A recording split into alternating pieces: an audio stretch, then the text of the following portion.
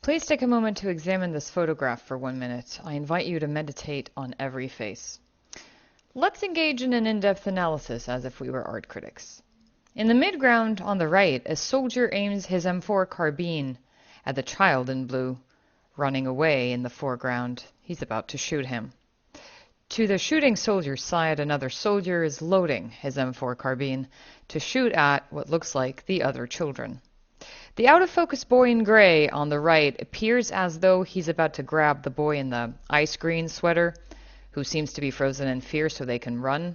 The boy in the navy sweater standing closest to the soldiers is the only boy whose torso is turned towards the soldiers, and it looks like he's gesturing with his bare hand to the soldiers not to shoot. In the background, a man by the truck is looking with a side eye at the situation. His face looks worried, but his posture remains unperturbed, maintaining a detached demeanor despite the situation. His livelihood most probably relies on delivering daily vegetables before the strict military curfew, and another child getting killed would disrupt that. A passerby on the sidewalk to the right glances back at the scene much like how you and I might react to a noisy motorbike passing us by. These boys are between 8 and 10 years old. They are dressed in denim pants and cotton sweaters, and they're about to get shot at like defenseless lambs by hyper-militarized soldiers. This photograph was captured by my friend Patrick Baz on November 26, 1993, in Gaza, during his tenure as a photojournalist. These are Palestinian children, and these are Israeli soldiers. And this is a glimpse into daily life in occupied Palestine. This is more than 30 years ago, but this never stopped. Let's examine another one of Patrick's photos. A child's bike in the foreground is on the floor. It could be a playful scene in another world, but in this world, whoever was riding this bike probably got off of it to run for their life from these hyper-militarized soldiers. I know the backstory of this photograph because Patrick shared it with me. In the image, these soldiers are chasing and shooting at children who are throwing stones. But this time they're shooting at them using M16 assault rifles. Look at the child in the red sweater in the foreground. She's a little girl, running away, carrying her backpack, coming back from school. She's the one who certifies to us that the soldiers are actually shooting, and not just aiming their assault rifles with threats because she is covering her ears. In the back, a group of old men sitting on the sidewalk observe the situation. They surely know that they are helpless, but the mid-ground scene is key. The mid-ground scene holds the narrative's intensity. A little boy hiding behind a tree. He is making himself even smaller than he already is, peering from behind the tree at the other soldiers from whom he is hiding. In another world not too far away from this place, children also hide behind trees, but they do so when playing hide and seek.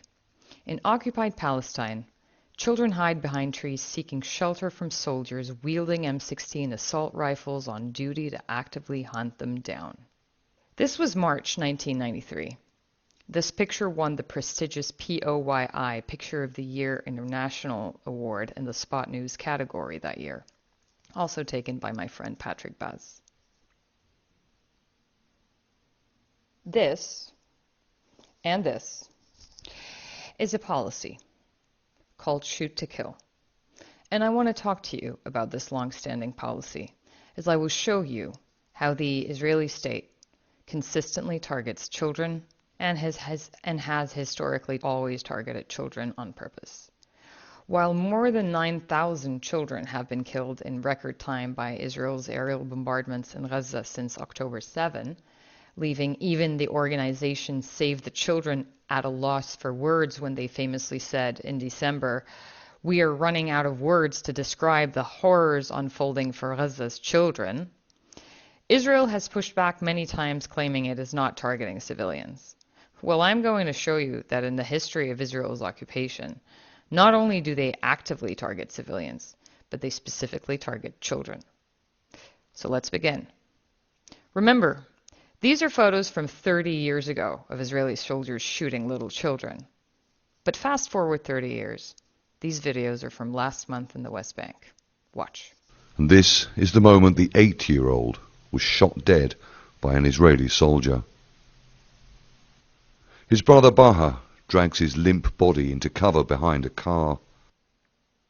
This was an 8-year-old child named Adam al-Ghul, shot and killed by the Israeli army at point blank just last 29th of November during the Israeli daily killing raids in Jenin.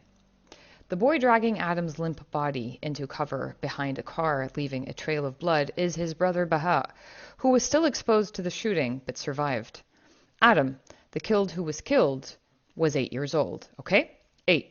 This is another video from the same day of a 15-year-old child named Basil Abul Wafa, who was also shot and killed by the Israeli army. Specifically, it was by a convoy moving 50 meters away who was leaving the city of Jenin. Maybe they wanted to get a couple more child kills on their way out to make their quota. His friend, 15-year-old Basil, has also been shot dead close by. These were caught on camera. Most others were not. This is 12-year-old Sara El-Yafi, shot and killed by the Israeli army for no reason on November 2nd as he was standing by. This is 13-year-old Hamdan, who was shot in the back of the head and killed by Israeli soldiers while he was sitting in the back seat of a car driven by his dad. Why? Why not? Ruqayya Ahmed, 4 years old, shot and killed while sitting in the back seat of a shared taxi van. An Israeli military ambulance took Ruqayya and her mother to a checkpoint after they shot her dead, where her father met them. Israeli forces interrogated Ruqayya's father before allowing him to leave without releasing Ruqayya's body. Yusuf Zardad, 11 years old, shot and killed by Israeli soldiers from a U.S.-sourced Apache attack helicopter. Imagine what they're using Apache helicopters for: to kill 11-year-olds. Ahmed Rabi', 12 years old, shot in the waist and killed. He was just standing by. Mu'taz Mansour, 14 years old, shot in the chest, killed for no reason. Sharif al-Sha'ir, 16 years old, shot in the back and killed, also for no reason. More than 65 children were killed by the Israeli army just in the past 3 months alone in the West Bank. These are not mistakes. These are not soldiers gone rogue. This is a policy. This is a policy called shoot to kill. The Human Rights Watch exposed Israel's shoot-to-kill policy. This is a paper from 2017. In this paper, they trace back the orders of shoot to kill all the way to the top, signifying that it is indeed an institutionalized policy despite being in contravention of international law. Here's a quote I'm going to read. It's not just about potentially rogue soldiers, but also about senior Israeli officials who publicly tell security forces to unlawfully shoot to kill, said Sari Bashi, Israel's advocacy director at HRW. Then there's this piece, published in the British Medical Journal from 2005, entitled Israeli Army's Shoot-to-Kill Policy, that specifically exposes the targeting of children through this shoot-to-kill policy. Renowned psychiatrist Dr. Derek Summerfield, who is involved with various studies on the effects of war and atrocity, wrote this piece. Let's read the highlighted parts together. My statement that, clearly, soldiers are routinely authorized to shoot to kill children in situations of minimal or no threat has now been confirmed in emphatic fashion, the authority being Israeli soldiers who have committed these acts themselves. Followed by, these soldiers testify that they were ordered in briefings to shoot to kill unarmed civilians, including children, even when there was no threat and in periods of calm. This is from 2005, proving to you that this is on and on and on going. Now, but let's take it straight from the horse's mouth. The soldiers. Here's an article by The Guardian entitled, Israeli Soldiers Tell of Indiscriminate Killings by Army and a Culture of Impunity, Whistleblowers' Testimony. I've highlighted some sentences in the article. Can we read them together? Another soldier, Moshe, told The Guardian he and his colleagues came under pressure to obey illegal shoot-to-kill orders. As part of his sergeant's training course, he and his fellow trainees were ordered to set up ambushes in Jenin. He said there was pressure to get kills. After Moshe returned to his paratroop unit, he said there were several incidents where children and teenagers were killed after bullets aimed at their legs hit their chests. The attitude was, he said, so kids got killed. For a soldier, it means nothing. An officer can get 100 or 200 shekel fine for such a thing, which is 12.5 to 25 pounds. Amnesty International has also repeatedly said things like, killing of children must be investigated, and footage appears to show deliberate killing of Palestinian children. I want to explain why Israel does this, but I'm not done with presenting data. Children are not only shot and killed at point blank, they are also shot to be maimed, which is also a policy. Here is Amnesty International's paper from 2018. Israel, deliberate attempts by military to kill and maim Gaza protesters continues. That delves into the shoot to maim policy. Here is also Haaretz talking about blindfolding and shooting a child in his testicles to maim him. The child is already tied up and blindfolded, and then they still shot him in the groin. They shoot children in their reproductive system. Here is a Haaretz again. 42 knees in one day. Israeli snipers open up about shooting Gaza protesters 2020.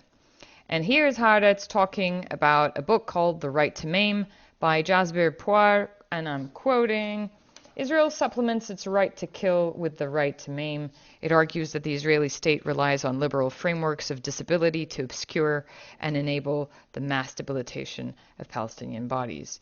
With this author also discusses Israel harvesting organs of dead Palestinians, which many other human rights organizations did. We're not going to talk about this. We're only talking about children today.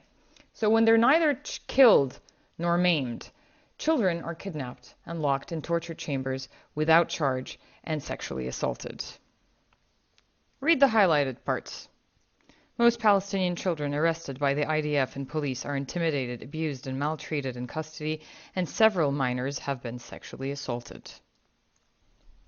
Do you remember when on Friday, 24th of November, a 4-day truce was reached between Israel and Hamas in order for the hostage exchange to occur, which extended into a 7-day truce?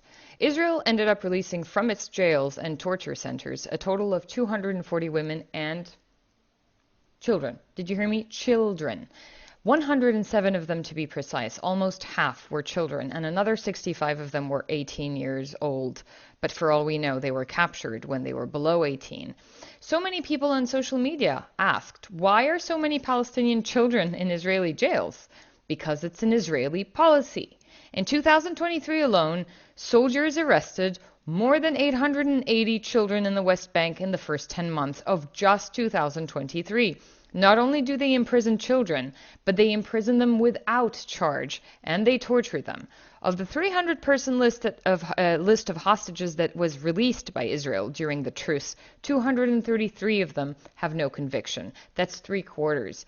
Even the New York Times seemed bewildered when they reported on the lack of convictions in this article entitled, "Freed Palestinians were mostly young and not convicted of crimes." And inside the article is this quote, "The Israeli data shows that 3/4 of the released Palestinians had not been convicted of a crime." It's a practice called administrative detention, supported by Israeli law, that allows Palestinians to be jailed for 6 months without charge or trial, with the possibility of extending this period indefinitely through repeated extensions.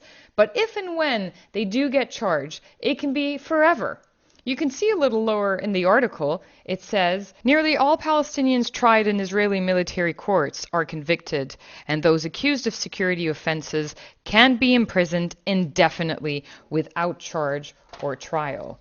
The conviction rate is 99.7% for Palestinians in military courts. But many of those that do have convictions, especially security offenses, have them very often for things like stone throwing or something as vague as supporting terrorism. Stay with me. Supporting terrorism for the Israelis includes Palestinians sharing a picture on social media of their killed relatives, and depending on the number of likes and shares received, the jail sentence is issued. That's how dystopian this is. Here's Haaretz detailing